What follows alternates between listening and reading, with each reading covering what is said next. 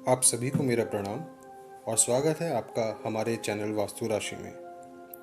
मैं लेकर आया हूं आपके लिए एक नया वास्तु टिप जो आपके लिए रहेगा बहुत ही शुभ और लाभकारी। आपसे निवेदन करता हूं कि इस वीडियो को अंत तक ज़रूर देखें।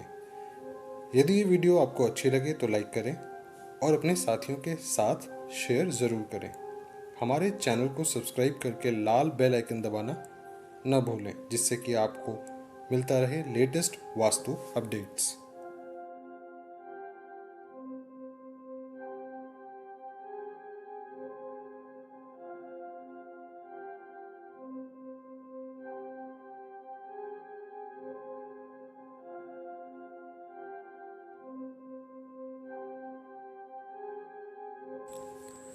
आज हम बात करेंगे एक ऐसे मंत्र के बारे में जो न सिर्फ बहुत ही फलदायक है बल्कि समस्त विघ्नों को हरने वाला भी है। देवों के देव महादेव भगवान शिव ने अपने पुत्र श्री गणेश को एक ऐसा वरदान दिया था जिसके उपरांत किसी भी पूजन के कार्य को भगवान श्री गणेश जी का नाम लिए बिना प्रारंभ नहीं किया जाता है। आप सब जानते ही होंगे, हम अक्सर किसी भी नए कार्य को करते समय आमतौर पर यही कहते हैं कि आओ श्री गणेश करें। अब तक आप लोग समझ ही गए होंगे, हम आज बात करने वाले हैं प्रभु श्री गणेश के एक ऐसे मंत्र के बारे में जो हम सभी के लिए लाभकारी है। ये मंत्र है ओम गं गणपतये नमः।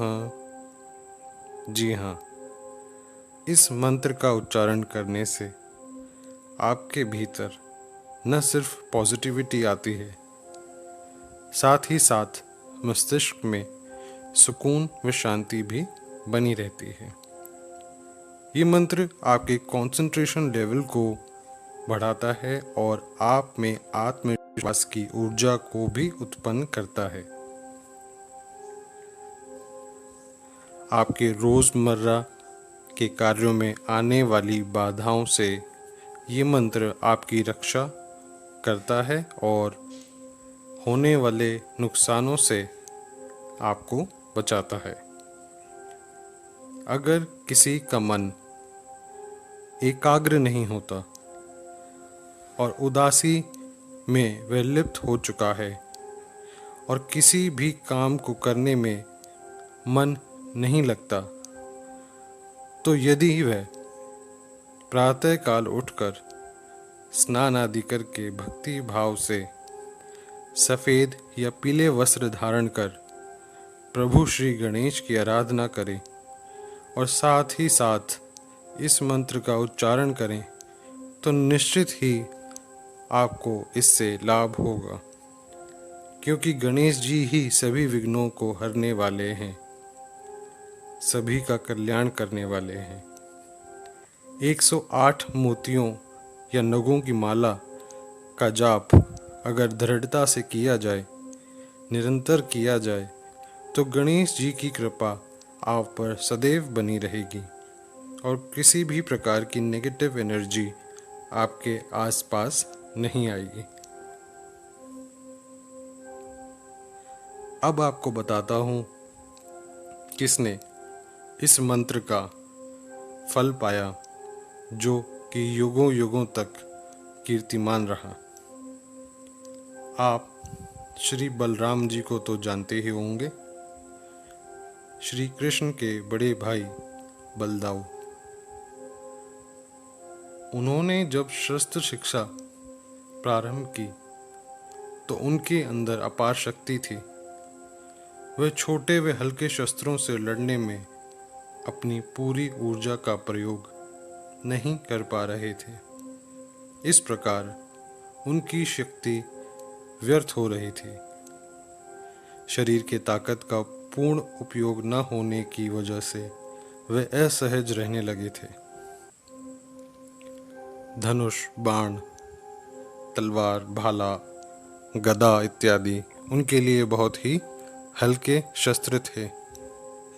इन सब में से वे गदा चलाने में बहुत ही निपुण थे। मगर फिर भी एक दिन वे अपने गुरु के पास पहुँचे और अपने मन की दशा व्यक्त की। इस पर गुरु जी ने परामर्श दिया कि कुछ समय के लिए सभी शस्त्रों का त्याग करो और अपने शरीर की ऊर्जा को खेती बाड़ी में लगाओ। दाऊ जी ने ऐसा ही किया।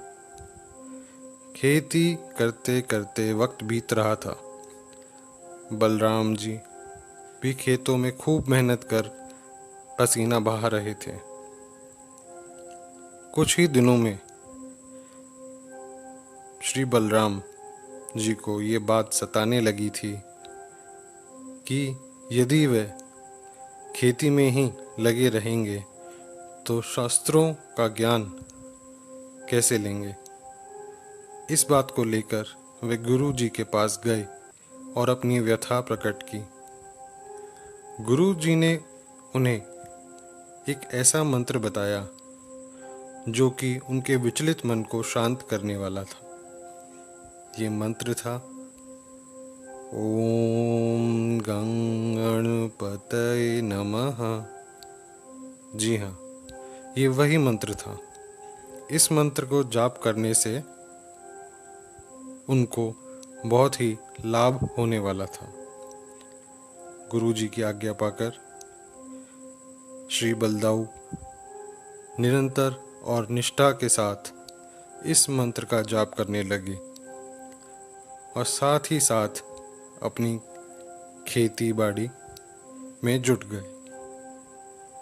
कुछ ही समय में प्रभु श्री गणेश की कृपा से भारी भरकम हल को ही श्री बलराम जी ने अपना शस्त्र बना लिया। ये एक बहुत ही विचित्र बात हुई, परंतु ये शस्त्र श्री बलराम जी के सिवा और कोई उतनी आसानी से नहीं चला सकता था। इसी के चलते उन्हें बहुत ही ख्याति प्राप्त हुई। उन्होंने भारी हल को अपनी शारीरिक शक्ति के अनुसार उचित पाया और इसी से वे विख्यात भी हुए। भीम और दुर्योधन जैसे महाशक्तिशाली योद्धा उनके शिष्य हुए।